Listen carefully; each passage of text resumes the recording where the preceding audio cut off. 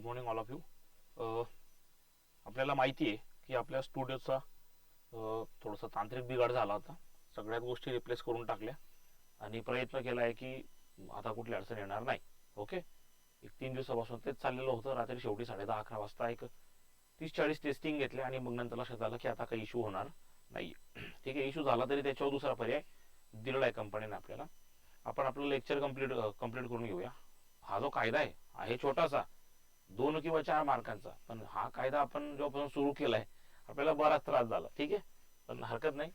आता अडचण जी आहे ती झाली नाही, ती लक्षात आली आणि दूर झाली, हे महत्वाचं आहे. नंतर 11th वाला झाले असते तर आपल्याला त्रास झाला असता. चला, आपण एक आपला कायदा शिकून घेतोय, ज्या कायद्याचं नाव आहे नागरी हक्क संरक्षण अधिनियम 1955. ठीक आहे, ज्याला दिवाणी हक्क संरक्षण अधिनियम 1955 असं देखील म्हणतात, ज्याला सिव्हिल संरक्षण अधिनियम अधिनियम असं पण म्हणतात.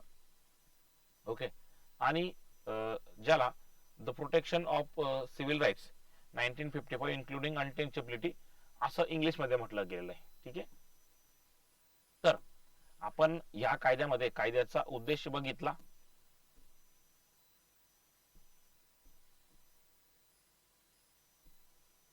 ओके, कायद्याचा उद्देश बघितला, त्यानंतर प्रस्तावना बघितली, त्यानंतर आयोग कोणकोणत्या कलमांवर कोणकोणत्या प्रकारचे प्रश्न विचारतं आपण ते बघितलं, त्यानंतर आपण व्याख्या बघितल्या. त्यात आपण कलम 2 मध्ये व्याख्या आहेत हा एक प्रकार लक्षात घेतला. 2A मध्ये नागरी हक्काची व्याख्या काय असते आपण ते बघितलं. 2A मध्ये हॉटेल म्हणजे काय आपण हे पाहिलं. कलम 2B मध्ये आपण स्थान याची व्याख्या बघितलेली होती. कलम 2K मध्ये सार्वजनिक करमणुकीचे स्थान ही व्याख्या बघितली. त्यानंतर कलम 2D मध्ये सार्वजनिक उपासना स्थान ही एक व्याख्या आपण बघितली. त्यानंतर आपण बघितलेलं होतं कलम 2DA विहित म्हणजे काय, 2DB अनुसूचित जाती कशाला म्हणावं, आणि 2E मध्ये आपण बघितलं होतं दुकान याची व्याख्या. ओके, तर या कायद्याची प्रस्तावना जी काही असेल किंवा व्याख्या कलम जी काही होती ती सगळी व्याख्या कलम आपण अभ्यासलेली आहेत. आता आपल्याला या कायद्याची जी मुख्य कलम आहेत जी आपल्याला अभ्यासक्रमात आहेत, ज्याच्यावर प्रश्न विचारला जातो, आपण ती मुख्य कलम जी आहेत ती शिकून घेऊया. यात सगळ्यात पहिलं कलम असणार आहे की धार्मिक निसमर्थता लादण्याबद्दल शिक्षा. कलम 3, धार्मिक निसमर्थता लादणे, निसमर्थता. ओके, तर सगळ्यात आधी आपण एक व्याख्या बघून घेऊया की नेमकं निसमर्थता म्हणजे काय. तर धार्मिक निसमर्थता म्हणजेच कोणत्याही व्यक्तीला तो अस्पृश्य आहे या कारणावरून धार्मिक लाभापासून वंचित ठेवणे. धार्मिक लाभ कोणते आणि सामाजिक लाभ कोणते, हा एक छोटासा फरक जर का आपल्याला लक्षात आला तर आपल्याला कलम 3 आणि कलम 4 बिलकुल अगदी क्षणात लक्षात येऊन जाईल. कारण की कलम 3 जे आहे ते म्हणते की धार्मिक लाभापासून वंचित ठेवणे म्हणजे धार्मिक निसमर्थता लादणे, आणि कलम 4 जे म्हणते ते म्हणते सामाजिक निसमर्थता लादणे म्हणजे सामाजिक लाभापासून वंचित ठेवणे. बेसिक आहे, साधं सिंपल आहे. मग यात धार्मिक लाभापासून वंचित ठेवणे म्हणजे काय किंवा धार्मिक लाभ कोणकोणते हे काय, या सगळ्या गोष्टी आपल्याला लक्षात घेणं गरजेचं आहे. त्यात सगळ्यात आधी एक गोष्ट समजून घेऊया, धार्मिक निसमर्थता किंवा धार्मिक लाभ कोणते. तर धार्मिक लाभ म्हणजे बघा की उपासना स्थानात प्रवेश न करू देणे ही निसमर्थता आहे. एखाद्या व्यक्तीने उपासना स्थान म्हणजे मंदिर, मस्जिद, गिरिजाघर, गुरुद्वारा जे काही असेल ते, ज्यात तो त्याची धर्माची उपासना करतो अशा ठिकाणी त्याला जाऊ दिलं जात नाही. का, कारण की तो अस्पृश्य आहे. त्यानंतर उपासना स्थानाचा लाभ न घेऊ देणे. उपासना स्थानामध्ये कोणत्याही प्रकारचे कार्यक्रम असतील जे प्रत्येक लोक ज्या धर्माचे असतात त्या धर्माच्या उपासना स्थानात घ्यायचा प्रयत्न करतात किंवा घेत असतात, त्या लाभांपासून देखील त्याला वंचित ठेवलेला आहे. ओके, देन सार्वजनिक पिण्याचा तलाव, झरा, नदी इत्यादींचा वापर न करू देणे. बघा, आता आपण इतिहास वाचलेला आहे, आपल्याला इतिहास माहिती आहे. मी हे जे चित्र आहे डॉक्टर बाबासाहेब आंबेडकरांचं आणि नाशिक काळाराम मंदिराचं, हे चित्र मी इच्छापूर्वक टाकलं या ठिकाणी, व्हॉलेंटरीली टाकलंय. ठीक आहे, का माहिती का, कारण की आपल्याला मुद्दा क्रमांक 3 जो आहे ना तो अगदी क्लिअर लक्षात या ठिकाणी येऊन जाईल की एक विशिष्ट समाज आहे जो हिंदू धर्म प्रस्थापित करतो, जो हिंदू धर्माशी बिलॉंग करतो आणि त्या व्यक्तीला इतर हिंदू धर्मातले सगळे लोक त्या मंदिराचा लाभ घेत आहेत आणि विशिष्ट एका समाजाच्या व्यक्तीला त्या मंदिरात जाण्यापासून वर्ज केलं जात आहे कारण की तो अस्पृश्य आहे. मग याला म्हणायचं धार्मिक निसमर्थता लादणे. आणि अशाच प्रकरणांवर आळा घालण्यासाठी शासनाने हा कायदा त्या काळी तयार केला होता. त्यानंतर बघा, एखादं मंदिर असेल त्या ठिकाणी तुम्हाला जाण्यापासून थांबवलं जात आहे, एखादं ठिकाणी पिण्याचा तलाव असेल, पाणी असेल, त्यापासून तुम्हाला वंचित ठेवलं जात आहे. ठीक आहे, या सगळ्या गोष्टी म्हणजे धार्मिक निसमर्थता लादणे. याला सगळ्यांना काय म्हणायचं? धार्मिक निसमर्थता लादणे. धार्मिक निसमर्थता म्हणजे मंदिर, मस्जिद, गुरुद्वारा या ठिकाणी जाऊ न देणे, लाभ न घेऊ देणे, पिण्याच्या पाण्याचा तलाव, झरा, नदी इत्यादींचा वापर न करू देणे, या सगळ्यांना म्हणायचं धार्मिक निसमर्थता लादणे. ओके. आणि मग शिक्षेची जी तरतूद आहे ती अगदी साधी सिंपल, की जो कोणी धार्मिक निसमर्थता लादेल त्याला 1 महिना, कमीत कमी जास्तीत जास्त 6 महिने इतका कारावास आणि कमीत कमी 100 रुपये व जास्तीत जास्त 500 रुपये इतका द्रव्यदंड होईल. लक्षात घ्या, ही जी शिक्षा आहे ही युनिक पनिशमेंट आहे. तिघ-चारी कलमांना हीच पनिशमेंट आहे. तिघ-चारी कलमांना हीच पनिशमेंट आहे की कमीत कमी 1 महिना, जास्तीत जास्त 6 महिने कारावास आणि कमीत कमी 100 रुपये व जास्तीत जास्त 500 रुपयापर्यंत द्रव्यदंड. आता हे कमीत कमी जास्तीत जास्त किती द्यावं हे न्यायालय ठरवतो की कोणत्या पद्धतीने समोरच्या व्यक्तीवर अत्याचार झालेला आहे, कोणत्या पद्धतीने लोकांना हिणवलं गेलेलं आहे. ओके. याला म्हणायचं कलम 3 धार्मिक निसमर्थता लादण्याबद्दल शिक्षा. हा जो प्रकार आहे हा प्रकार लक्षात आला का? पटकन कमेंट्स करा. धार्मिक निसमर्थता लादणे हा जो प्रकार आहे हा प्रकार समजला का? किंवा यात कुठली काही शंका कुशंका असेल तर विचारा. आपण याच्यानंतर तुम्हाला एक टेस्ट देणार आहोत जी ऑलरेडी मी अपलोड करून दिली आहे आपल्या ऍप्लिकेशन मध्ये. लक्षात घ्या, मी या ज्या सगळ्या ट्रिक्स आहेत म्हणजे आपले जे मटेरियल आहे ते आता ऍप्लिकेशन मध्ये अपलोड करतोय. ठीक आहे, शक्यतो तुम्ही आता व्हॉट्सअपची वाट बघू नका कारण की ते फ्री मटेरियल दिलं गेलं मुलांना, बऱ्याच मुलांना. मला माहिती आहे की तुम्ही इथून घेतलं की तुम्ही ते शेअर करतात. तुम्ही कुठल्याही तुमची जी कुठलीही बॅच असेल कंटेंट ओपन करायचं, त्या बॅचचं किरकोळ कायद्यांचं फोल्डर ओपन करायचं, संबंधित कायदा ओपन करायचा, त्यात सगळ्यात पहिले तुमची त्या कायद्याची PDF दिली आहे जी तुम्ही प्रिंट आउट करू शकता. टू बी फ्रँक, तिथून तिला शेअर करायचं. म्हणजे तिला तुम्ही शेअर म्हणजे तिला पहिले डाउनलोड करा, ती तुमच्या मोबाईलच्या इंटरनल स्टोरेज मध्ये येणार, तिथून तुम्ही झेरॉक्सवाल्याकडे शेअर करा, काही हरकत नाही. त्यात तुम्हाला लगेच ऑडिओ दिला आहे. त्यानंतर आपण जे काही कलम शिकतोय, जे व्हिडिओज आहेत ते व्हिडिओज अपलोड करून दिलेत आणि त्यानंतर मी याच्यावर आयोगाने विचारलेले प्रश्न आणि सराव प्रश्न यांची तुम्हाला एक PDF दिली जी तुम्हाला प्रिंट आउट करायची आहे, वेळ दिलेली आहे, त्या वेळेत सोडवायची आहे. तुम्ही ते सोडवलं की त्याच्यानंतरच्या लेक्चरला आपण या ठिकाणी त्या सगळ्या गोष्टींचं विश्लेषण करून घेऊया. ठीक आहे, ही आपली पद्धत असणार आहे आता शिकवायची. याच्यामुळे तुमचं परफेक्शन वाढत जाईल. आपण आतापर्यंत काय करत होतो की लगेच आयोगाचे प्रश्न घेऊन टाकायचो, त्यामुळे थोडंसं माणसाला कन्फ्युज होऊन जायचं. आता आयोगाचे प्रश्न आणि आपले सराव प्रश्न सोबत घेऊया आपण. ओके. तुमच्या ऍप्लिकेशन मध्ये कंटेंट या फोल्डर मध्ये मी याची टेस्ट अपलोड केली आहे जी तुम्ही डाउनलोड करायची, तिथून तुमच्या मोबाईलच्या इंटरनल स्टोरेज मध्ये म्हणजे मेमरी मध्ये ती सेव्ह होईल, डॉक्युमेंट्स मध्ये किंवा डाउनलोड्स मध्ये, तिथून ती शेअर करायची, प्रिंट आउट काढायची. ठीक आहे. हा कलम 4 बघा. कलम 4 जी आहे, कलम 4 म्हणतंय की सामाजिक निसमर्थता लादण्याबद्दल शिक्षा. ओके.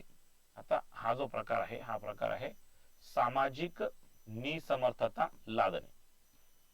मी तुम्हाला आताच सांगितलं की कलम 3 आणि कलम 4 अशी 2 कलम आहेत.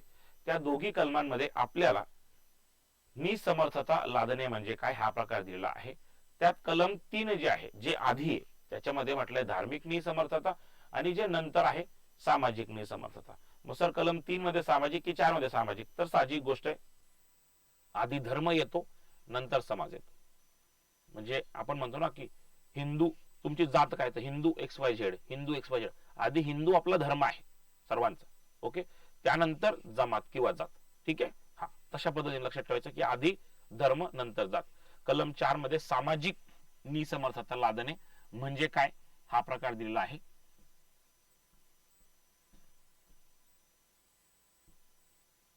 सामाजिक निसमर्थता लादणे म्हणजे काय की बघा, कोणत्याही दुकानात, सार्वजनिक उपहारगृहात, हॉटेलात किंवा सार्वजनिक करमणुकीच्या स्थानी प्रवेश करण्यावर बंदी घालणे. हे जे चित्र दिसत आहे तुम्हाला, बस हे चित्रांवरनं तुम्हाला तुमचं जे काही डोक्यातलं जे तुमचं व्हिज्युअलायझेशन आहे ते तुम्हाला क्लिअर होत राहील की चला अच्छा याला सामाजिक निसमर्थता म्हणावी. बऱ्याचदा आपल्याला ते शब्द वाचून नाही कळत आणि तुम्ही नवीन नवीन लोक आहेत तर तुम्हाला तर बऱ्याचदा अडचणी येतात वाचून समजून घ्यायला. ओके, म्हणून तुम्ही कुठेतरी शिकायचा प्रयत्न करत असतात. सर्वसाधारण जनतेच्या किंवा त्यापैकी कोणत्याही वर्गाच्या उपयोगाकरिता एखादे सार्वजनिक उपहारगृह, हॉटेल, धर्मशाळा, सराई किंवा मुसाफिरखाना येथे ठेवलेल्या कोणत्याही भांड्यांचा किंवा अन्य वस्तूंचा वापर करण्यावर बंदी करणे. बघा या ठिकाणी काय होतंय, सामाजिक निसमर्थता, की सर्व समाजाचे लोक ज्या गोष्टी जे कृत्य करतायत ते कृत्य किंवा तो लाभ घेण्यापासून वंचित ठेवणे. एखादं हॉटेल आहे, मुसाफिरखाना आहे, सराई आहे, दुकान आहे, कॅफे आहे, एखाद्या असं ठिकाण ज्या ठिकाणी सेवा भेटतात त्या सेवांचा लाभ घेऊ दिला जात नाहीये, तर या सगळ्या गोष्टीला म्हणायचं सामाजिक निसमर्थता. देन कोणताही पेशा आचरणे, व्यवसाय किंवा धंदा चालविणे, कोणत्याही कामावर नोकरीस राहणे अशा कृत्याला बंदी करणे. म्हणजेच की सगळे लोक त्यांच्या त्यांच्या पात्रतेनुसार एखादा व्यवसाय करतायत, एखादी नोकरी करतायत, परंतु एखाद्या विशिष्ट व्यक्तीला तू अस्पृश्य आहे किंवा तू विशिष्ट जमातीचा जातीचा आहे म्हणून तुला एखादं कृत्य किंवा सदर कृत्य करता येणार नाही, म्हणजे त्याच्यावर बंदी घालतायत. ही सामाजिक निसमर्थता आहे. सर्वांसाठी खुले असलेले नदी, ओहळ, झरा, विहीर, तलाव, हौद, पाण्याचा नळ किंवा जलस्थान, स्नानघाट, दफनभूमी, कोणतीही स्वच्छता विषयक सोय, रस्ता, सार्वजनिक राबत्याचे स्थान यांच्या वापर करण्यावर किंवा प्रवेश करण्यावर बंदी करणे. बघा आता तुम्हाला कलम 3 मध्ये पण शेवटचा मुद्दा बघितला की सार्वजनिक पिण्याचा तलाव असेल, झरा असेल, ओहळ असेल, त्यात तुम्हाला म्हणजे प्रवेश करण्यास बंदी केली तर ती धार्मिक निसमर्थता आहे. या ठिकाणी त्यासोबत अनेक गोष्टी जोडलेल्या आहेत. तर कोणीही असा विचार करायचा नाही की सर आयोगाने जर असं विचारलं की एखाद्या किंवा अ या व्यक्तीला ब या व्यक्तीने तो अस्पृश्य आहे म्हणून सार्वजनिक पिण्याचा पाण्याचा तलावापासून वंचित ठेवलं, कोणती निसमर्थता लादली गेली, असं विचारणार नाही, नाही आणि नाही. अगदी स्पष्ट आणि परखड भाषेत सांगतो, असा प्रश्न आयोग विचारणार नाही. कारण की प्रश्न जे निर्माण करतात किंवा प्रश्न जे तयार करतात ते अत्यंत एक्सपर्ट लोक असतात कायद्याचे, त्यांना कायद्यातलं सगळ्यातलं सगळं माहिती असतं. ओके, हा त्यांना माहिती की मुलं कन्फ्युज होतील आणि हा प्रश्न बाद होईल म्हणून विचारताना स्पष्ट आणि खणखणीत भाषेत विचारते. ठीक आहे, हा एक तर सामाजिक किंवा धार्मिक दोघं मिक्सअप करून विचारणार नाही, कारण की दोघांमध्ये बिलकुल हलकासा असं साम्य आहे, शिक्षा तर 100% सेम आहे. नेक्स्ट, पूर्णतः किंवा अंशतः राज्याच्या निधीतून चालणारे कोणतेही धर्मदायी किंवा सार्वजनिक प्रयोजनासाठी वापरले जाणारे कोणतेही स्थान किंवा ठिकाण यांचा वापर करण्यावर किंवा तिथे प्रवेश करण्यावर बंदी. आपण लक्षात घ्या की असे काही ठिकाण असतात, अशा काही योजना असतात, अशा काही संस्था असतात ज्या शासनाच्या निधीतून पूर्णतः किंवा अंशतः चालतात. ओके, धर्मदायी संस्था असतील, व्हॉट एव्हर इट, मंगल कार्यालय असतील, लग्नाचे ठिकाण असतील, सार्वजनिक एखादं ठिकाण असेल जे शासनाने निर्माण करून दिले, त्या वस्तूंचा किंवा त्या योजनांचा लाभ घेऊ दिला जात नाहीये कारण की तो अस्पृश्य आहे. हे पण सामाजिक निसमर्थता आहे. सर्वसाधारण जनतेच्या किंवा त्यापैकी एखाद्या विशिष्ट वर्गांच्या फायद्यासाठी निर्माण करण्यात आलेल्या कोणत्याही धर्मदायी संस्थेच्या नावाखाली कोणताही फायदा उपभोगणे यावर बंदी घालणे. आताच आपण जो मुद्दा क्रमांक 5 डिस्कस केला तोच 6 मध्ये आहे, फरक थोडासा आहे, थोडासा फरक आहे. ठीक आहे, काय की सर्वसाधारण जनतेच्या किंवा त्यापैकी एखाद्या विशिष्ट वर्गांच्या फायद्यासाठी निर्माण करण्यात आलेल्या कोणत्याही धर्मदायी संस्थेच्या नावाखाली कोणताही फायदा, म्हणजे योजना असतात शासनाच्या अनेक प्रकारच्या योजना, ठीक आहे का नाही, लाडकी बहीण असेल किंवा घरकुल योजना असेल किंवा अजून काही असेल, या योजना एखाद्या व्यक्तीला निव्वळ अस्पृश्य आहे म्हणून याचा लाभ घेऊ दिला जात नाही. ठीक आहे, हा याला म्हणायचं सामाजिक निसमर्थता.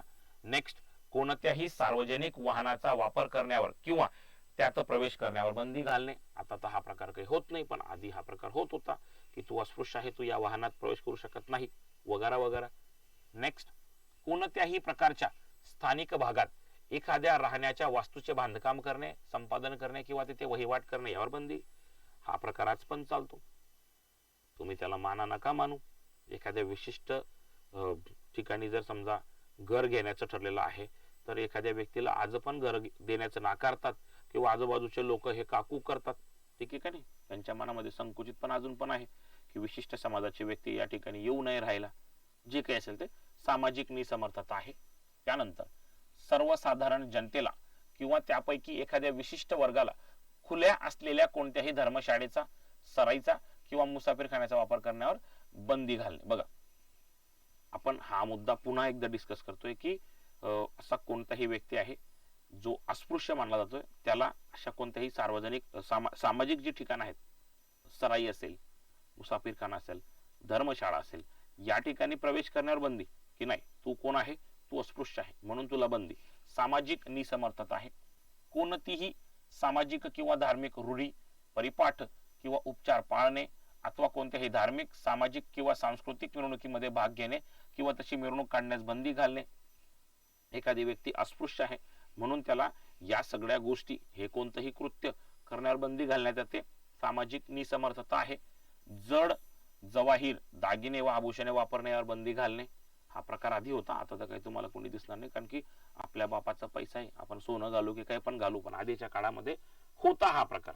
आणि हा प्रकार जो आहे किंवा हे जे सगळे उपक्रम आहेत हे तेव्हा राबवले जात होते लोकांकडनं, आता नाही. आता अनेक प्रकारचे कायदे आहेत, आता सगळ्या गोष्टी जवळजवळ समान आहेत.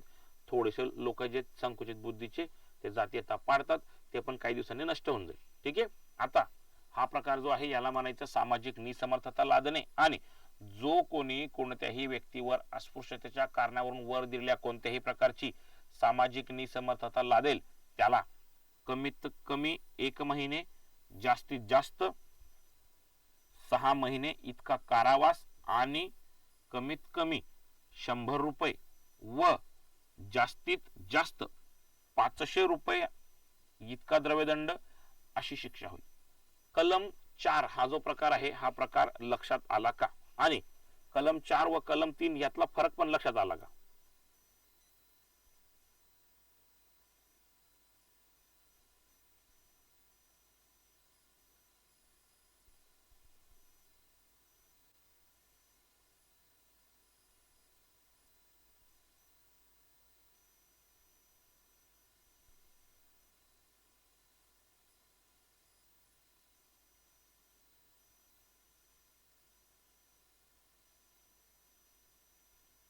काही शंका कुशंका असेल तर विचारा.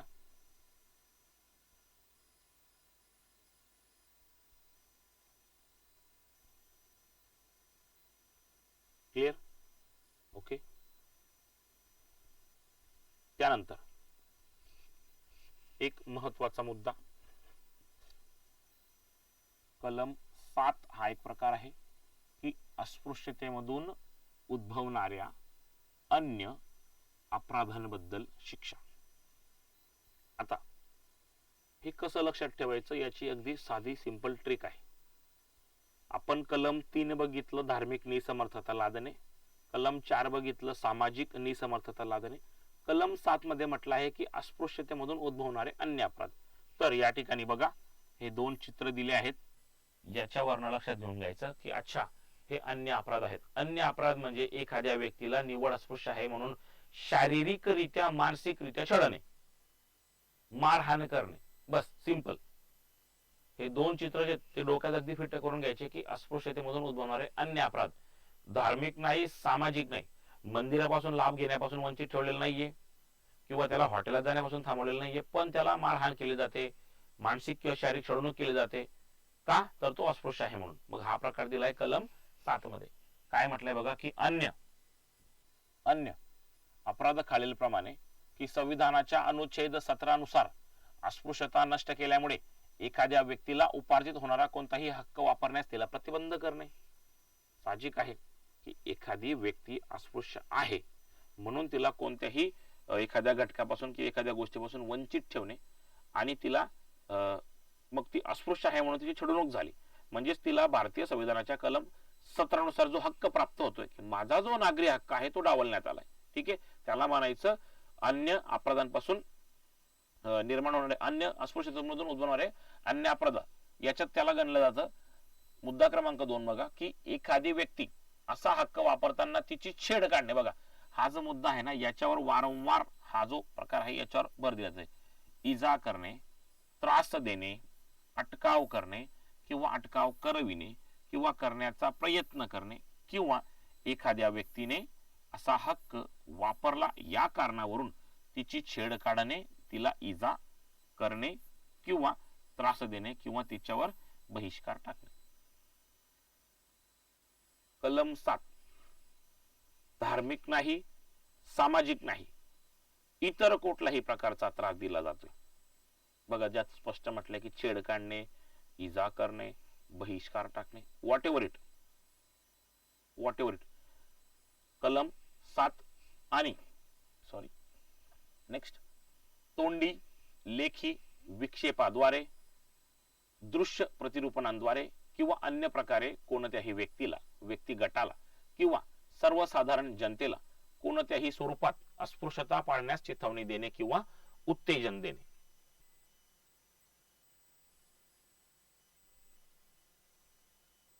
की तुम्ही स्वतः तर अस्पृश्यता पाळतच आहात, मात्र स्वतः न करता इतर कोणत्याही व्यक्तीला, जनतेला, सर्वसामान्य व्यक्तीला अस्पृश्यता पाळावी म्हणून काय करतायत तुम्ही, चिथावणी देतायत, उत्तेजना देतायत. हा प्रकार लक्षात घ्या बरं, जिथं अंडरलाईन केलीये की या व्यक्तीने या व्यक्तीला अस्पृश्यता पाळण्यास चिथावणी दिली, त्याप्रमाणे हा व्यक्ती नागरी हक्क संरक्षण अधिनियम 1955 टिंब या कलमान्वये दोषी आहे. तर कलम 7 अन्वये आणि त्याकरिता त्याला शिक्षा जी आहे ती कमीत कमी 1 महिने, जास्तीत जास्त 6 महिने, कमीत कमी 100 रुपये, जास्तीत जास्त 500 रुपयापर्यंत द्रव्यदंड अशी ही शिक्षा आहे. तर दोघं विधान बरोबर असतील, लक्षात घ्या. ओके, आता सिंगल लाईन मध्ये प्रश्न विचारायची शक्यता 30% फक्त. 70% प्रश्न तुम्हाला जे असतात ते समजा त्याला मल्टी म्हणजे त्याला मल्टी चॉईस म्हणजे त्याला काय म्हणतात माहिती का, म्हणजे विधान, 1 विधान, 2 विधान, 3 विधान. ओके, त्याला काहीतरी वर्ड आहे त्याचा लक्षात नाही, सोडावा तो विषय. त्यानंतर 4 अनुसूचित जातीच्या एखाद्या व्यक्तीचा अस्पृश्यतेच्या कारणावरून अपमान करणे किंवा अपमान करण्याचा प्रयत्न करणे. आता हा प्रकार ॲट्रॉसिटीच्या आधीच आहे, लक्षात घ्या. आता जर हे प्रकार केला तर ॲट्रॉसिटी दाखल होईल ना, बरोबर आहे की नाही. पण ॲट्रॉसिटी हा भाग 1990 म्हणजे त्या दशकातला, म्हणजे 89चा, 80 दशकातला. परंतु त्याच्या आधी जेव्हा ॲट्रॉसिटी नव्हती तेव्हा हे प्रकार होते, ठीक आहे. मग या कायद्यानुसार हे 5 महिने 6 महिन्यामध्ये लोकांना काही आडकाठी बसली नाही म्हणून ॲट्रॉसिटी तयार करण्यात आली. ओके, आणि मग जो कोणी अशा प्रकारचा अन्याय अत्याचार करेल त्याला कमीत कमी 1 महिना, जास्तीत जास्त 6 महिने इतका कारावास आणि कमीत कमी 100 रुपये व जास्तीत जास्त 500 रुपयांपर्यंत द्रव्यदंड अशी शिक्षा होईल. कलम 7 अस्पृश्यतेमधून उद्भवणारे अन्य अपराध हा जो प्रकार आहे हा प्रकार समजला का? चलो कमेंट्स करो पटकन.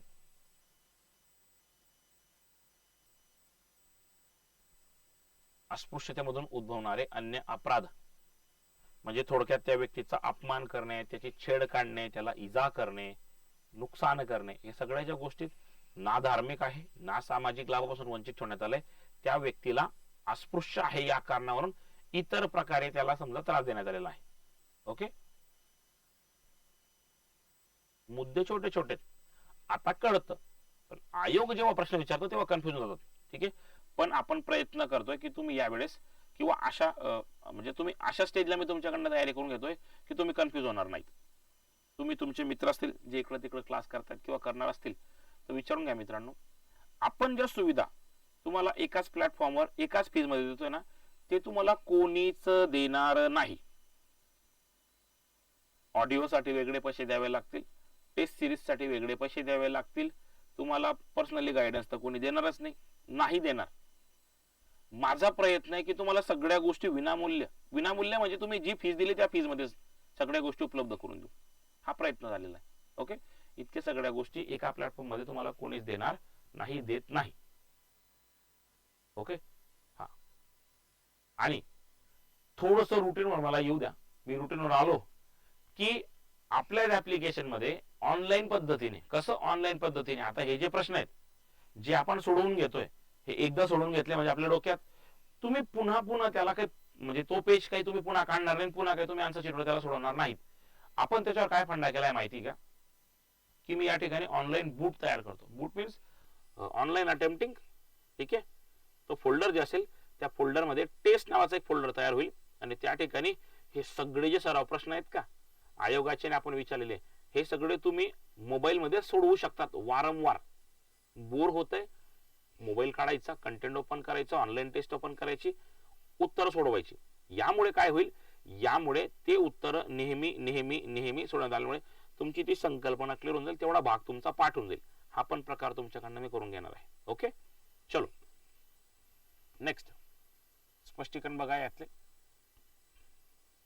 एखाद्या व्यक्तीला एखादे घर किंवा जमीन भाड्याने देण्याचे नाकारणे, तिला ती वापरण्याची किंवा ताब्यात घेण्याची परवानगी नाकारणे, अशा व्यक्तीशी व्यवहार करण्याचे नाकारणे, तिच्यासाठी मजुरीने काम करण्याचे किंवा तिच्याबरोबर धंदा करण्याचे नाकारणे, रूढीने चालत असलेली एखादी सेवा उपलब्ध करून देण्याचे किंवा तिच्याकडून ती करून घेण्याचे नाकारणे, किंवा ज्या गोष्टी एखाद्या सामान्य व्यवहार क्रमानुसार सर्वसामान्यपणे या अटींवर करण्यात आल्या असत्या त्या अटींवर एखादी गोष्ट करण्याचे नाकारणे. आपण सर्वसामान्य पद्धतीने जो दैनंदिन व्यवहार करतो एकमेकांशी, ठीक आहे, की मी आहे अविनाश चंद्रा, मी सारिका आहे किंवा समाधान आहे, यांच्याशी व्यवहार केला की बाबा मला तुमच्या घरी कामावर ठेवा, तुमच्या कंपनीत नोकरीवर ठेवा, त्यांनी मला कामावर ठेवून घेतलं, काही हरकत नाही. आपण एक पार्टनरशिप मध्ये बिझनेस करू, काही हरकत नाही. पण अविनाश चंद्रा हे अनुसूचित जातीचे आहेत, निवड या कारणावरून किंवा त्यांच्या ही गोष्ट लक्षात आल्यामुळे ते माझ्यासोबत व्यवसाय करण्याचं नाकारतायत, ते माझ्यासोबत भागीदारी करण्याचं नाकारतायत. का, की मी अनुसूचित जातीचा आहे म्हणून, बस एवढ्या कारणावरून. तर या गोष्टीला आपण म्हणतो अस्पृश्यतेमधून उद्भवणारे अन्य अपराध. एखाद्या व्यक्तीने दुसऱ्या कोणत्याही व्यक्तीशी सर्वसामान्यपणे जे सामाजिक, व्यावसायिक किंवा व्यापार धंद्याविषयक संबंध ठेवले असते ते ठेवण्याचे नाकार. मी आता जे उदाहरण दिलं तेच आहे, ते स्पष्टीकरणात दिलंय की सर्वसामान्य पद्धतीने एक व्यक्ती दुसऱ्या व्यक्तीशी जे कोणतेही व्यवहार करतो, मग ते सामाजिक असेल, व्यावसायिक असेल किंवा व्यापार धंद्याविषयक असेल, जे संबंध प्रस्थापित करतो ते संबंध प्रस्थापित करण्याचं नाकारले. का, तर केवळ समोरची व्यक्ती अस्पृश्य आहे या कारणावरून. ठीक आहे, हा जो प्रकार आहे याला म्हणायचं अस्पृश्यमधून उद्भवणारे अन्य अपराध. ओके, आता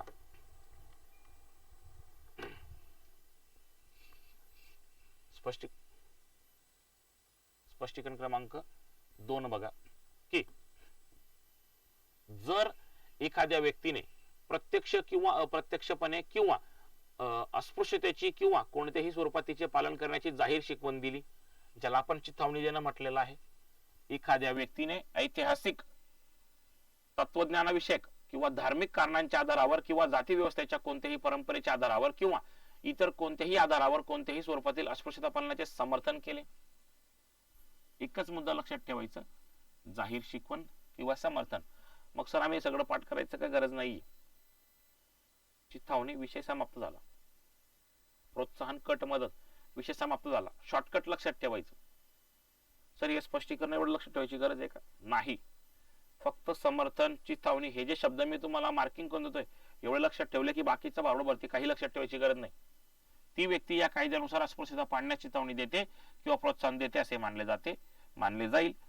संविधानाच्या अनुच्छेद 17 नुसार अस्पृश्यता नष्ट केल्या कारणाने एखाद्या व्यक्तीला उपार्जित होणारा कोणताही अधिकार तिने वापरल्याबद्दल प्रतिशोध किंवा बदला म्हणून जर कोणी त्या व्यक्तीच्या शरीर किंवा मालमत्ताबाबत अपराध केला, शरीर किंवा मालमत्ता याबाबत अपराध केला, तर त्या व्यक्तीस कमीत कमी 2 वर्ष कैद आणि द्रव्यदंडाची शिक्षा होईल. आता या ठिकाणी काय होतंय लक्षात घ्या, की शरीर किंवा मालमत्ता याबाबत अपराध केला आहे. आता छेड काढणं हा प्रकार वेगळा झाला, इजा करणं हा प्रकार वेगळा झाला. पण स्पष्ट पद्धतीने जर असा उल्लेख केला असेल की शरीर किंवा मालमत्ता याबाबत एखाद्या व्यक्तीच्या विरुद्ध अपराध केला आहे, निव्वळ ती व्यक्ती अस्पृश्य आहे या कारणावरून. काय म्हटलेलं आहे बघा की संविधानाच्या अनुच्छेद 17 नुसार अस्पृश्यता नष्ट केल्या कारणाने एखाद्या व्यक्तीला उपार्जित होणारा कोणताही अधिकार तिने वापरल्याबद्दल प्रतिशोध किंवा बदला म्हणून. अविनाश चंद्र, तू अस्पृश्य आहेस, तू हा अधिकार वापरायला नको होता, तू हा अधिकार का वापरला किंवा तू हा व्यवसाय का केला, आम्ही तुला नाकारलं होतं, आम्ही तुला नाही म्हटलं होतं, तरी पण हा व्यवसाय नाकारला, म्हणून अविनाश चंद्राच्या शरीराविरुद्ध किंवा मालमत्तेविरुद्ध नुकसान करण्यात आलेलं आहे. आणि जी व्यक्ती या कारणावरून शरीर किंवा मालमत्ता याविरुद्ध नुकसान करेल त्याला शिक्षा आहे कमीत कमी 2 वर्ष कैद आणि द्रव्यदंड. साहजिक आहे, सिंपली लक्षात ठेवायचं. अस्पृश्यतेमधून उद्भवणारे अन्य अपराध कलम 7. कलम 7. मग त्यासाठी शिक्षा जी आहे ती इजा करणे, नुकसान करणे, छेड काढणे, सिंपली कमीत कमी 1 महिना, जास्तीत जास्त 6 महिने कारावास, कमीत कमी 100 रुपये, जास्तीत जास्त 500 रुपयापर्यंत द्रव्यदंड शिक्षा झाली. मात्र यात एक स्पष्टीकरणाचा जो मुद्दा दिलाय, उपघटक ज्याला म्हणायचं आपण, काय म्हटलंय त्यात की एखादी व्यक्ती अस्पृश्य आहे आणि ती अस्पृश्य असल्याच्या कारणावरून तिने एखादा हक्क वापरलेला आहे आणि तो हक्क वापरल्यामुळे त्या व्यक्तीच्या शरीराविरुद्ध किंवा मालमत्तेविरुद्ध अपराध करण्यात आलेला आहे, नुकसान करण्यात आलेलं आहे. तर जो व्यक्ती नुकसान करेल त्या व्यक्तीला 2 वर्ष कैद आणि द्रव्यदंडाची शिक्षा होईल. आता आपल्याच समाजाच्या किंवा त्यातील कोणत्याही वर्गाच्या एखाद्या व्यक्तीने अस्पृश्यता पाळण्यास नकार दिला किंवा अशा व्यक्तीने या अधिनियमाच्या उद्दिष्टांच्या पुरस्कारार्थ एखादी कृती केली, या कारणावरून जो कोणी तिला अशा समाजाचा किंवा वर्गाचा घटक म्हणून त्या व्यक्तीला जो हक्क किंवा विशेष अधिकार मिळू शकेल तो नाकारेल किंवा अशा व्यक्तीवर जाती बहिष्कारात कोणत्याही प्रकारे भाग घेईल, त्याला कमीत कमी 1 महिना, जास्तीत जास्त 6 महिने इतका कारावास आणि कमीत कमी 100 रुपये व जास्तीत जास्त 500 रुपये इतका द्रव्यदंड होईल. ही काय भानगड आहे माहिती का? ही सारिका, समाधान आणि अविनाश चंद्र आम्ही एका जातीचे आहोत, एका धर्माचे आहोत. ओके, आमच्यामध्ये जो सचिन आहे, सचिन अस्पृश्य आहे. आम्ही तिघांनी काय ठरवलं की सारिका, समाधान, अविनाश, सचिन जो आहे तो अस्पृश्य आहे, त्याला अशा अशा प्रकारचं कृत्य करू देऊ नका, त्याला अशा अशा पद्धतीने छळवणूक करा किंवा त्याला वर्ज करा, त्याला मिक्सअप नका होऊ देऊ आपल्यामध्ये. ठीक आहे, ही मी शिकवण दिली कोणाला? सारिकाला आणि समाधानला. मात्र सारिका किंवा समाधान यांनी सदर गोष्ट नाकारली किंवा सदर गोष्टीचं पालन केलं नाही, ते आहे म्हणजे स्पृश्य, थोडक्यात ते स्वतःला सवर्ण समजतात आणि ते सचिनला अस्पृश्य समजून सचिनला आपण तिघांनी ठरवलेलं आहे की सचिनला आपल्यात मिक्सअप होऊ द्यायचं नाही किंवा त्याला अशा प्रकारचं कृत्य करू द्यायचं नाही. तर मी जो यांना शिकवण देत होतो, मग मी शिकवण दिल्यामुळे आणि यांनी जर का ती गोष्ट पालन केली नाही, ही गोष्ट उघडकीस आली की सर यांनी अस्पृश्य आम्हाला अस्पृश्यता पाळण्यास शिकवण दिली होती, तर मला जी शिक्षा आहे ती कमीत कमी 1 महिना, जास्तीत जास्त 6 महिने इतका कारावास आणि कमीत कमी 100 रुपये व जास्तीत जास्त 500 रुपये द्रव्यदंड मला होईल. का? कारण की मी या लोकांना अस्पृश्यता पाळण्यासाठी शिकवण दिली होती, या लोकांनी पाळलं नाही म्हणून मी यांना छळ करतोय, सारिकाचा आणि समाधानचा. ठीक आहे, सिंपल आहे, जास्ती लॉजिक लावायचं काम नाहीये. 1 किंवा 2 प्रश्न असतात, त्यात तुम्हाला व्याख्या महत्वाची आहे, कलम 3 महत्वाचा आहे, 4 महत्वाचा आहे आणि कलम 7चा जो बेस आहे तो महत्वाचा आहे. यात जास्ती भारोभरती लक्षात घ्यायची नाही, जास्ती भारोभरती लक्षात घ्यायची नाही. अगदी स्पष्ट सांगतोय. सर मग इतक्या शिक्षा पाठ करायच्या का? शिक्षा तर एकच, फक्त कन्सेप्ट लक्षात घ्या, कन्सेप्ट. ओके, कलम 7 याचे जे स्पष्टीकरण आहेत ते स्पष्टीकरण समजलेत का? स्पष्टीकरण 1 आणि स्पष्टीकरण 2. जर काही शंका असेल पुन्हा विचारा, पुन्हा सांगतो, चिंता करायची नाही.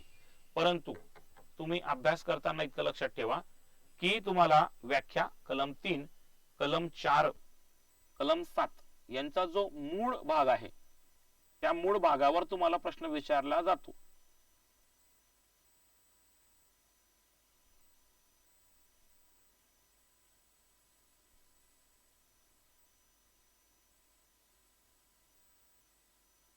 बघा, 2च लोकांनी होकार दिलाय, बाकीचे लोक झोपून गेलेत मोबाईल घेऊन, की काय करताय मला माहित नाही. ठीक आहे, माझ्या माहितीनुसार तुम्ही बोलले पाहिजेत.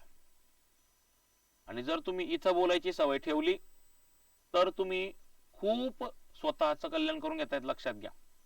आणि जर तुम्ही इथं चुपचाप आहेत, तुम्ही इथं काहीच बोलत नाहीयेत, तर तुम्ही नुकसान करतायत स्वतःचं. हे तुम्हाला आता नाही समजणार, हे तुम्हाला पेपर झाल्यावर समजेल. हे तुम्हाला पेपर झाल्यावर समजेल. ठीक आहे. माझे जे जुने विद्यार्थी त्यांना माहिती आहे की मी तुमच्यावर हा फोर्स का करतो. इथं मी तुमच्या इच्छेचा विचार करत नाही.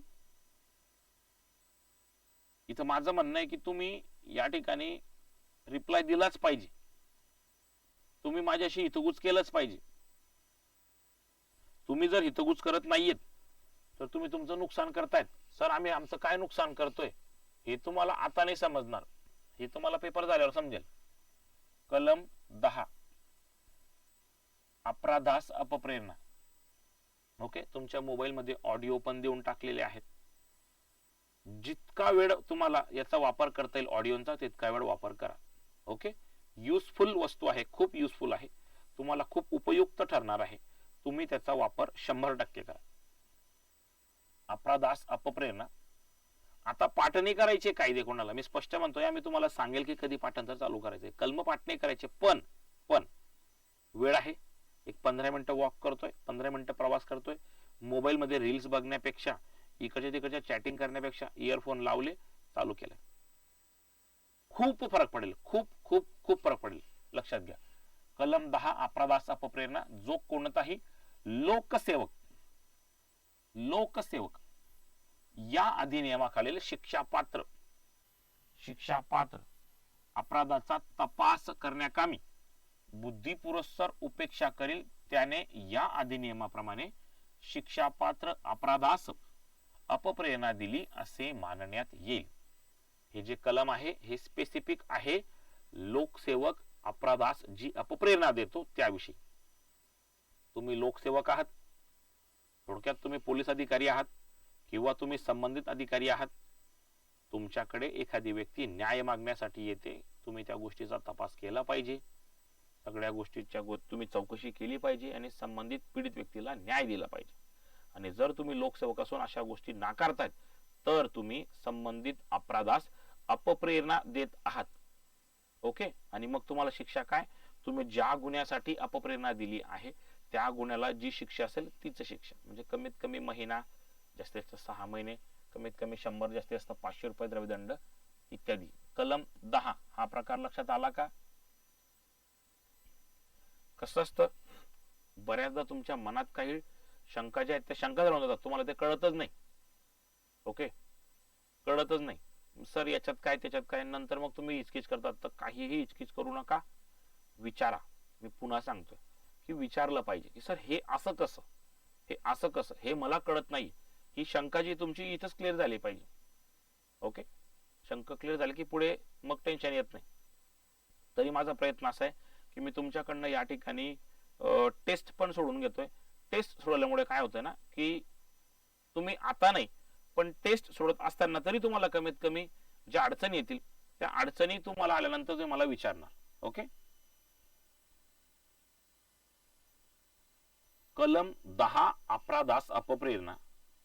एखादा लोकसेवक आहे, आपण अपराधास अपप्रेरणा देणे, सर्वसामान्य व्यक्तीने अस्पृश्यता पाळण्यास जर अपप्रेरणा चिथावणी दिली, समर्थन केलं तर त्याला शिक्षा स्पष्ट दिली आहे.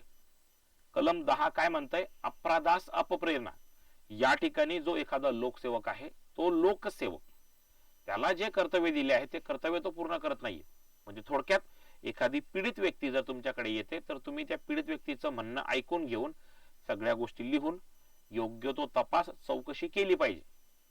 आणि जर तुम्ही लोकसेवक म्हणून ते कृत्य करत नाहीयेत तर तुम्ही त्या अपराधास अपप्रेरणा दिली.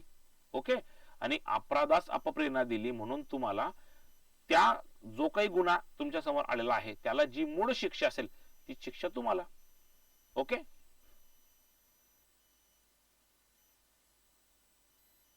काही हरकत नाही. हेतल काय करायचं आता शिकून घ्या. मी तुम्हाला याच्यानंतर महाराष्ट्र ठेवीदारांचा कायदा शिकवणार आहे. ओके, तो टॉपिक वाचून घ्या. मी तुम्हाला सूचना दिली होती 3 दिवसाआधी, अपेक्षा करतो की वाचलं असेल. पीडीएफ तर दिलीच आहे. ओके, एका लेक्चरचा कायदा संपून टाकूया, तो पण आजच संपून टाकूया. ओके, तर लक्षात घ्या, मी शिकवत असताना त्याच्या आधी एकदा वाचून या, मग मी जे शिकवतोय ते बघा, ऑडिओ ऐकत राहा, मी जे तुम्हाला टेस्ट सिरीज देतो त्या टेस्ट सिरीज कंटिन्यू सोडवत राहा. ओके, या अशा पद्धतीने जर तुमचं म्हणजे तुमचं मार्गक्रमण असेल तर मला नाही वाटत की तुमच्या संकल्पना राहून जातील.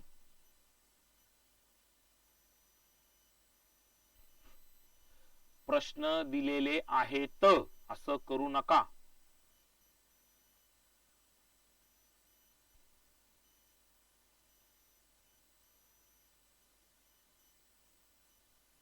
मी तुम्हाला या कायद्याचे प्रश्न ऑलरेडी अपलोड केलेत मित्रांनो, तुम्हाला तेच सांगतोय मी. कंटेंट नावाचं जे फोल्डर आहे त्याच्यात हा कायदा सर्च करायचा किरकोळ कायद्यांमध्ये, त्यात मी तुम्हाला टेस्ट पेपर म्हणून हा प्रकार दिला आहे. तिथून त्याला आता डाउनलोड म्हणायचं. डाउनलोड म्हटल्यानंतर सरळ तुमच्या इंटरनल स्टोरेजला जायचं, प्रिंटआउट काढायची आणि सोडवायची. ओके, कलम 14 बघा, सद्भावपूर्वक करण्यात आलेल्या कारवाईला संरक्षण. इतर जे कायदे आहेत मित्रांनो, मी आता 3 दिवस माझ्या घरामध्ये, ते इंजिनियर्स होते नोएडाचा, दिल्लीचा, पुण्याचा, इथंच ठाण म्हणून होतो आम्ही. तर ते जसेही रेस्टला जायचे ना, तर मी इतर ज्या पीडीएफ आहेत त्या तुमच्या फेअर करत राहिलो. लक्षात घ्या, इतर ही पीडीएफ फेअर करतोय.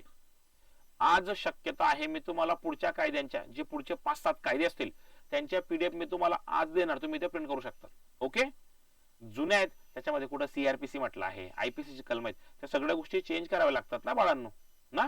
मग आयोगाचे जे प्रश्न असतील त्यात 2024 चे प्रश्न अडकावे लागतात, या सगळ्या गोष्टी कराव्या लागतात. करतोय. पुढचे 6-5-6 कायद्यांच्या पीडीएफ रेडी आहेत. आज मी तुम्हाला हे 3 कायदे सोडले तर अजून 5-6 कायद्यांच्या पीडीएफ देणार. प्रिंट करा पुढच्या. डन. अरे यार, मी तुम्हाला पुन्हा सांगतोय ना, हे तर ऐका ना. त्या पीडीएफ मध्ये प्रश्न नाहीत बाळा. कंटेंट ओपन करायचं, कंटेंट मध्ये किरकोळ कायदे फोल्डर ओपन करायचं, त्यात नागरी हक्क, त्यात तुम्ही नागरी हक्क आहे ना, नागरी हक्क ओपन करायचं. त्यात बघा ना, मी म्हणतोय तुम्हाला, मी म्हणतोय तर तुम्ही बघायचं, तुमचं काम आहे. तुम्ही नाहीच म्हणताय पुन्हा पुन्हा. मी तुम्हाला व्हॉट्सअपला देणार नाही आता पीडीएफ ते धंदे बंद, कारण की तुम्ही ते शेअर करता इकडं तिकडं. कळतंय तुम्हाला? कंटेंट मध्ये बघा, याचे सराव प्रश्न दिलेत मी, आज प्रिंटआउट काढायचे सोडवायचे ते. कलम 14 बघा, सद्भावपूर्वक करण्यात आलेल्या कारवाईला संरक्षण. याच्यात सगळ्यात महत्वाचा मुद्दा, केंद्र शासन किंवा राज्य शासन याच्यावर राज्यसेवा असेल किंवा कंबाईन मेन्स असेल, यात हा प्रश्न पुन्हा पुन्हा विचारलेला आहे. ओके, की नागरी हक्क संरक्षण 1955 कलम 14 नुसार किंवा 14 नुसार सद्भावपूर्वक केलेल्या कारवाईमुळे टिंबटिंबला म्हणजे संरक्षण आहे. तर कोणाला आहे? केंद्र शासनाला पण आणि राज्य शासनाला पण. केंद्र शासनाला पण संरक्षण आहे आणि राज्य शासनाला पण. ओके, केंद्र शासन किंवा राज्य शासन यांनी सद्भावपूर्वक राबविलेल्या उपक्रमातून बाधित झालेला समाज किंवा व्यक्ती हे शासनाविरुद्ध आदेश बजावणाऱ्या अधिकाऱ्याविरुद्ध अस्पृश्यतेचा आरोप करू शकत नाहीत. काय म्हटलंय बघा, या अधिनियमाखाली सद्भावपूर्वक केलेल्या कोणत्याही गोष्टीमुळे झालेल्या किंवा होण्याचा संभव असलेल्या कोणत्याही नुकसानाबद्दल केंद्र शासन किंवा राज्य शासन यांच्या विरुद्ध दावा, खटला किंवा इतर वैध कारवाई होऊ शकणार नाही. म्हणजे काय ते लक्षात घ्या. फॉर एक्झाम्पल, धुळे जिल्हा आहे, धुळे शहर आहे. धुळे शहरातून एक नदी वाहत जाते जिचं नाव आहे पांझरा. या पांझरा नदीच्या दोघी काठांना जे गोरगरीब जनता आहे त्यांनी छोटे छोटे घरे बांधून घेतलेत, झोपडे बांधून घेतलेत. आतापर्यंत तर ती नदी कोरडीच होती, कोरडी म्हणजे थोडंफार पाणी. परंतु या गेल्या 4 ते 5 वर्षात जे 2-2, 3-3 वर्षाच्या मुलीवर बलात्कार, खून, अनैतिकता हा जो प्रकार झाला, याच्यामुळे निसर्ग कोपलेला आहे. की तुम्ही माणसं आहेत ना, तुम्ही माणसांसारखे राहिलं पाहिजे, तुम्ही जनावरांसारखे वागले नाही पाहिजे. प्राणी देखील असं कृत्य करत नाही. त्याच्यामुळे निसर्ग कोपलाय आणि निसर्ग कोपल्यामुळे तुम्ही ज्या नाही त्या प्रकारच्या बाधा, संकट आता येतात. तर त्यामुळे जो अतिवृष्टी, जो वर्षा होते, त्या अतिवृष्टीमुळे आता त्या आमच्या धुळे शहरातल्या पांझरा नदीला प्रचंड पाणी येतं. आता समजा पाणी आलंय प्रचंड आणि ते पाणी इतकं येऊन जातं की 2-2, 3-3 गल्ल्यांमध्ये ते पाणी जाते. मग धुळे जिल्ह्याचे जे डीएम आहेत, डिस्ट्रिक्ट मॅजिस्ट्रेट, जिल्हा दंडाधिकारी, त्यांनी आदेश काढला की या लोकांना या ठिकाणाहून हलवा, नाहीतर जीवित हानी होऊ शकते. ओके. किंवा या काठाला एक मंदिर आहे हिंदू धर्माचं, पुढे एक मस्जिद आहे, या मंदिरात किंवा मस्जिदात कोणालाही सध्या जाऊ देऊ नका, कारण की या ठिकाणी पाणी भरण्याची शक्यता आहे, पाणी भरलेलं आहे, या ठिकाणी जाऊ देऊ नका. मग शासनाने आदेश काढला, त्या ठिकाणी पोलीस बंदोबस्त नेमला गेला किंवा महानगरपालिकेचे लोक नेमले गेले. त्यांनी त्या विशिष्ट सगळ्या लोकांना उठवलं आणि त्यांना सांगितलं की चलो बाहेर जाओ, इधर जाओ, उधर जाओ. आणि त्या लोकांपैकी एखादा व्यक्ती अस्पृश्य असेल तर तो व्यक्ती त्या संबंधित अधिकाऱ्याविरुद्ध किंवा राज्य शासनाविरुद्ध किंवा केंद्र शासनाविरुद्ध दावा, खटला किंवा कारवाई करू शकत नाही की तुम्ही मला अस्पृश्य आहे म्हणून घरातून काढताय. तर नाही बाळा, तसं नाहीये. आम्ही तुझा जीव वाचव म्हणून काढतोय, पण लोक नाही ऐकत. ते म्हणतात तुम्हाला काय करायचंय, आम्ही आमचं बघून घेऊ. ओके. हा, तर हे आहे कलम 14. हे आहे कलम 14, ज्याला कलम 14 अ म्हणायचं की सद्भावपूर्वक केलेल्या कारवाईला संरक्षण. फेथफुली काम करतायत ना, इंटेन्शनली, इंटेन्शन काही गिल्ट आहे का, गिल्टी आहे का, नाही, फेथफुली काम चाललंय. तर फेथफुली केलेल्या एखाद्या गोष्टीसाठी केंद्र शासन किंवा राज्य शासन याला संरक्षण आहे. याला काय आहे, संरक्षण आहे. कळतंय? कलम 14 अ याचं उदाहरण पण मी ऍज इट इज दिलं असेल कदाचित, की बघा एका नदीला पूर आल्याने नदीकाठी राहत असलेल्या घरातील लोकांना तात्काळ स्थलांतरित करणे गरजेचे असल्याचे समजून शासनाने एका पोलीस अधिकाऱ्याला त्या नदीकाठच्या घरातील लोकांना बाहेर काढायचा आदेश दिला आहे. या ठिकाणी पोलीस अधिकाऱ्याने शासकीय आदेशावरून सद्भावपूर्वक त्या लोकांना घरातून हाकलून लावले. आता त्या घरापैकी एखादे घर जर अस्पृश्य व्यक्तीचे असेल तर ती व्यक्ती तिला घरातून बाहेर काढले या कारणाने पोलीस अधिकाऱ्याविरुद्ध दावा दाखल करू शकत नाही. याच्यात कुठल्या गोष्टी बघण्यासारख्या की कलम 14 अ सद्भावपूर्वक केलेल्या कारवाईला संरक्षण. कोणाला संरक्षण? केंद्र शासन आणि राज्य शासन यांच्या विरुद्ध जर कृत्य सद्भावपूर्वक केलेलं आहे तर दावा, खटला किंवा कारवाई होऊ शकत नाही. कलम 14 अ हा प्रकार समजला का? कलम 14 अ हा प्रकार समजला का?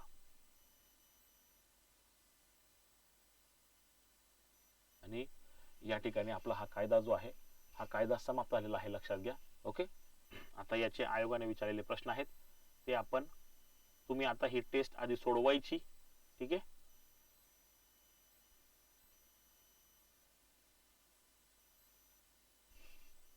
आता ती टेस्ट तुम्ही सोडवायची.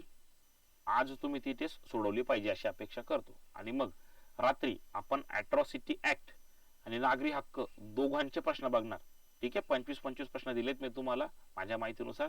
आपण ते 50 प्रश्नांचं विश्लेषण घेणार. ठीक आहे. विश्लेषण गरजेचं आहे. ठीक आहे. विश्लेषण गरजेचं आहे. आपण आता तिथं थांबूया. पुढचं लेक्चर जो काही टायमिंग असेल लगेच कळवतो. लेक्चर 100% होणार. ओके. हा, फक्त मला दोन गोष्टींची म्हणजे इन्क्वायरी करून घेऊ द्या की दोन काम आहेत ते लोक जर घरात कामाला आले नसतील तर लगेच लेक्चरचा टायमिंग टाकतो, आले तर थोड्या वेळाने टाकतो. ओके. पण लेक्चर होणार. या ठिकाणी थांबतो. डन. आता याच्यानंतर जे लेक्चर आहे त्याच्यामध्ये आपण MPID हा कायदा शिकणार, ठेवीदारांचा कायदा, महाराष्ट्र ठेवीदारांच्या वित्तीय आस्थापनांमध्ये हितसंबंधांचे रक्षण करण्याबाबत अधिनियम. मी तुम्हाला त्याची PDF 3 दिवस आधी दिली आहे. अपेक्षा करतो की तुम्ही प्रिंट करून वाचली असेल. नसेल तर 2 पेजची PDF आहे, वाचून टाका. ओके. त्यानंतर आपण पुढचा कायदा शिकवून घेणार आणि आज रात्री आपण अॅट्रॉसिटी ऍक्ट, नागरी हक्क संरक्षण कायदा यांचे जे सराव प्रश्न आहेत आपण ते सराव प्रश्नांचा विश्लेषण करणार. ठीक आहे. चलो बाय. काही शंका कुशंका असेल तर मेसेज किंवा कॉल करू शकता.